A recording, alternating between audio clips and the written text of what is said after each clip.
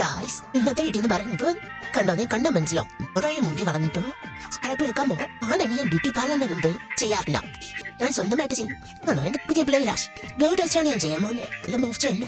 First നമ്മൾ എന്തെങ്കിലും cream തേക്കണമല്ലോ. സത്യം പറഞ്ഞോ, ഞാൻ ഇതുവരെയ്ക്കും എന്റെ പുരികം എന്നാർക്കും കൊടുത്തിട്ടില്ല.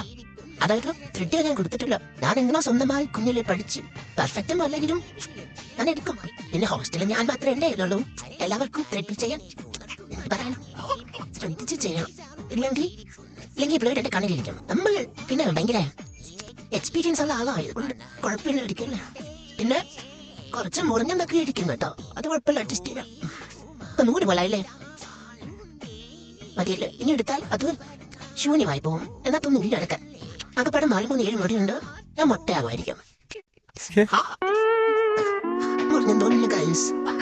ടാറ്റാ.